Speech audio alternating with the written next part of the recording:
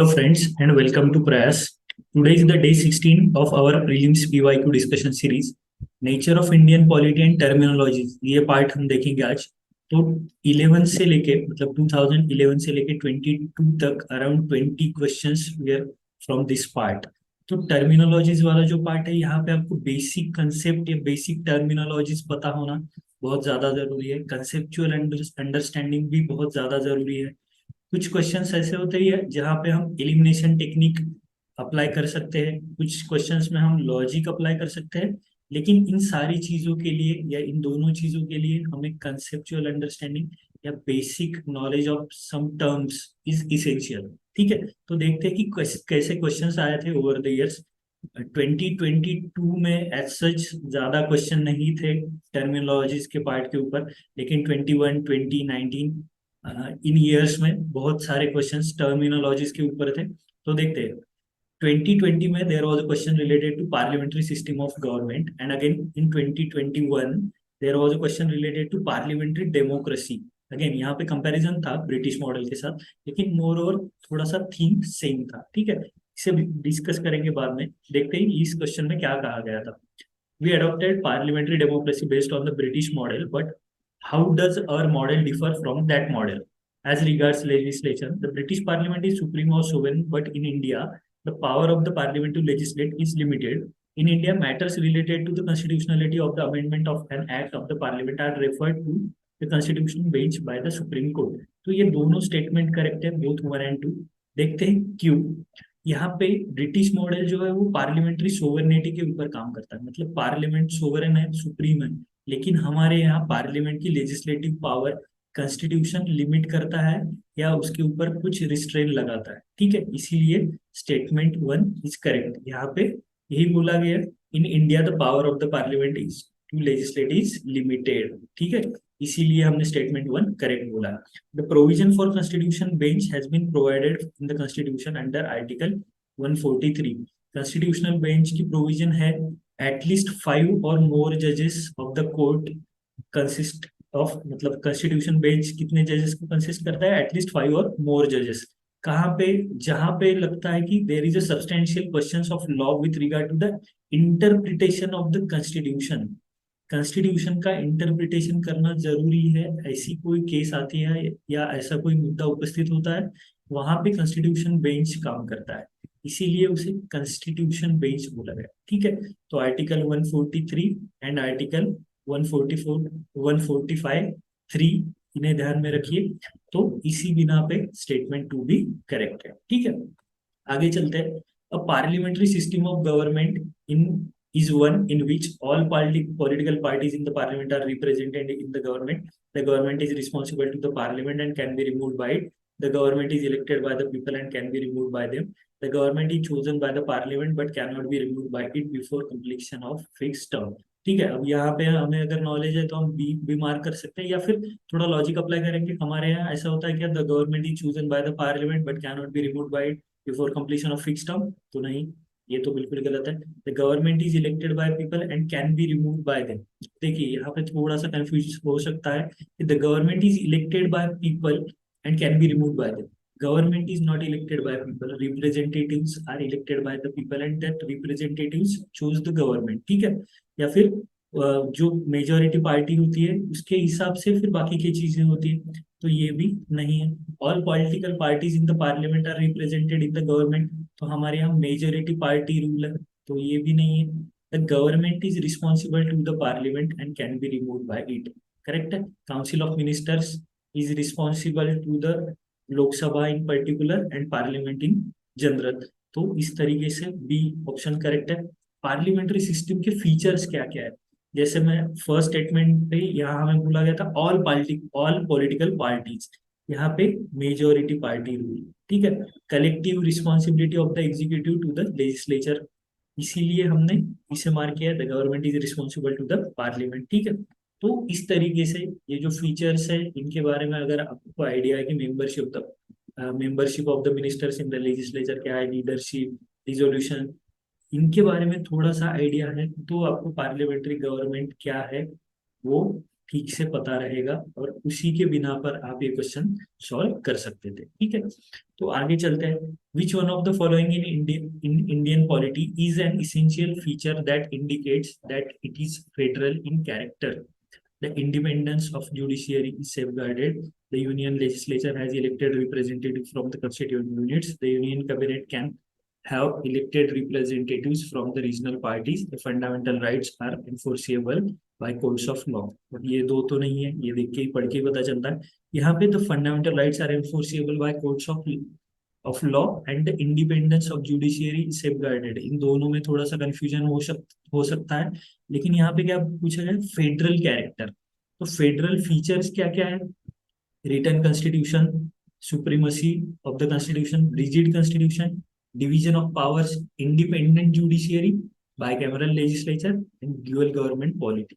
तो यहाँ पे independence of judiciary is safeguarded, तो ये फेडरल फीचर है। तो इसी के बिना पर हमने फेड ये ए मार्क किया है, क्योंकि फेडरल इन कैरेक्टर के बारे में पूछा गया था। ठीक है, देखिए अगर आपको ये पता है कि federal in character mostly division of powers, separation of powers के ऊपर काम करता है, आपको अगर पता है कि सेपरेशन ऑफ पावर्स या फिर फेडरल के कंटेक्स्ट में सेपरेशन ऑफ पावर्स क्यों जरूरी है, तभी आप डायरेक्टली भी इसे मार्क कर सकते थे। आपको अगर ये इन चीजों के बारे में पता नहीं है, फिर भी अगर आपको फेडरल के जो बेसिक अंडरस्टैंडिंग है उसके बारे में पता है, तो आप इसे मार्क कर सकते थे। ठीक है, आगे चलेंगे। Again there was a question related to liberty in 2018, 2019 and 2021।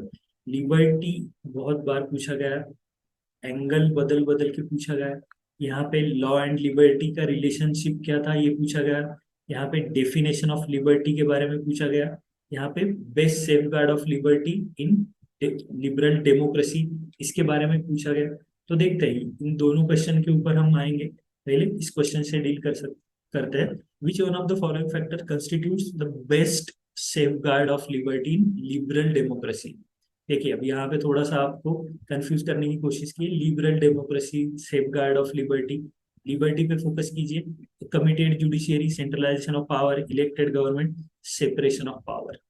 Committed judiciary थोड़ा सा वेग स्टेटमेंट जाएगा, नहीं बता सकते कि committed judiciary, committed to the policies of the government, such judiciary will never go against the government policies, therefore will not be able to protect the liberty. ठीक है, centralisation of powers means एक आदमी के या फिर government के हाथ में, यूनियन गवर्नमेंट हो उनके हाथ में अगर सेंट्रलाइजेशन ऑफ पावर्स हो गया तो लिबर्टी सेफगार्ड ज्यादा नहीं हो सकती। Safeguard centralization of power refers to setup in which decision making powers are concentrated in few leaders at the top. Decisions are made at the top and communicated to lower level for just implementation.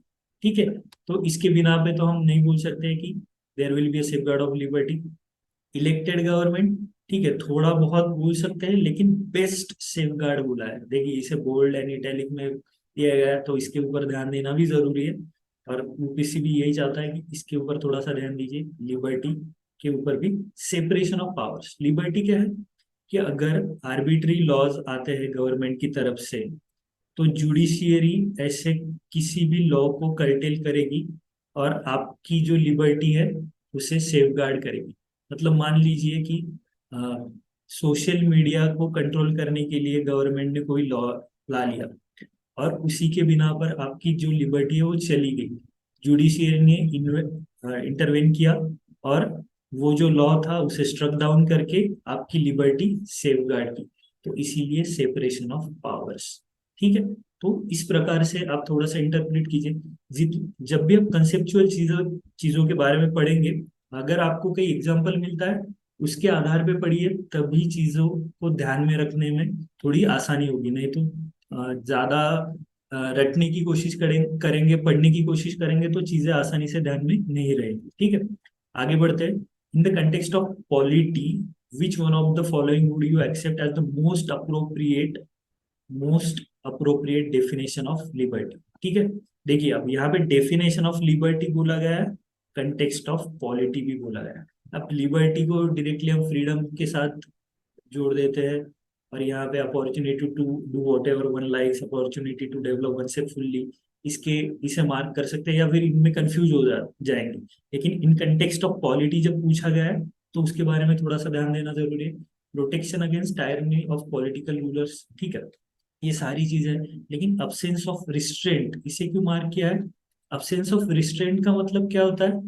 The term liberty means the absence of restraints on the activities of individual and at the same time providing opportunities for the development of individual personalities, ठीक है।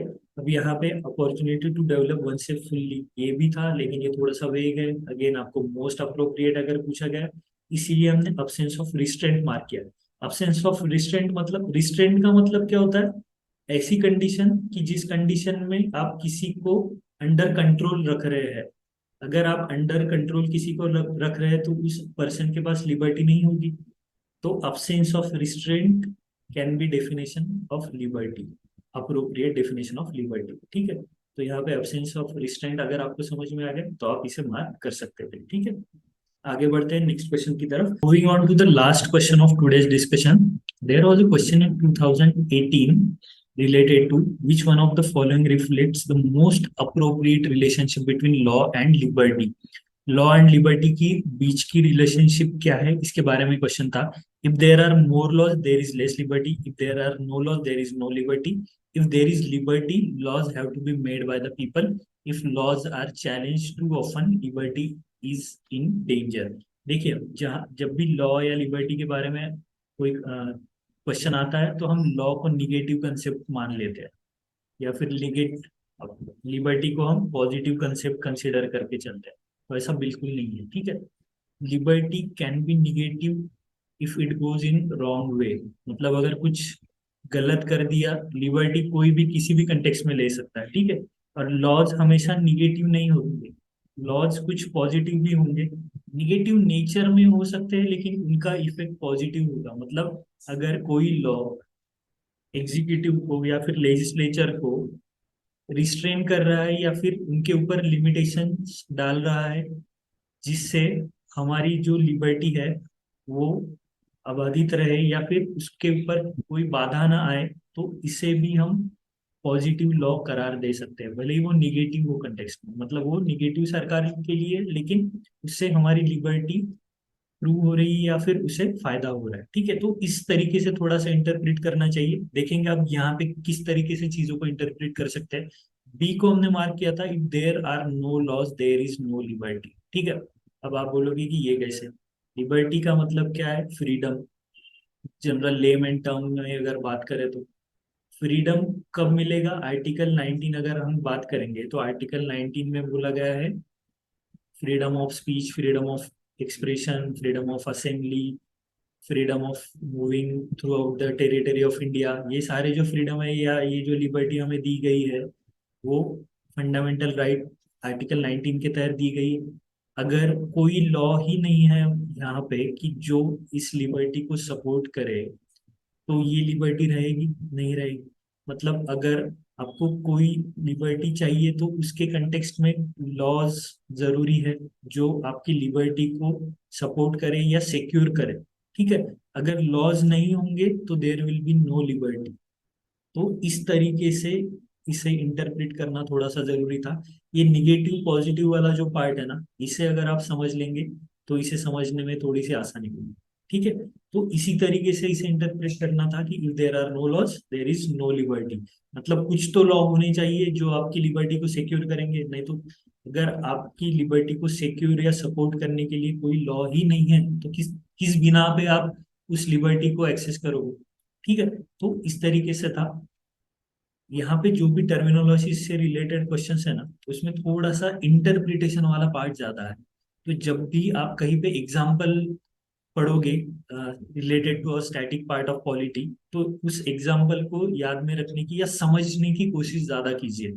अगर उसे आप ठीक से समझ पाओगे तो ये जो सारे क्वेश्चंस हमने आज डिस्कस किए उसे आप आसानी से सॉल्व करोगे, क्योंकि पढ़ने से ये चीजें एकदम से समझ में नहीं आएंगी। अगर इसका आपको एग्जाम्पल दिया जाए तो ही ये समझ में आएंगे, ठीक है। तो अगर कहीं पे आपको ये चीजों के बारे में एग्जाम्पल मिलेगा तो उसे ध्यान से देखिए और चीजों को समझने की कोशिश कीजिए, ठीक है। तो कल तक के लिए रुकते हैं यहाँ पे। कल बचा हुआ जो हमारा डिस्कशन का पार्ट है टर्मिनोलॉजी से रिलेटेड वो कल देखेंगे। तब तक के लिए thank you, see you tomorrow, bye.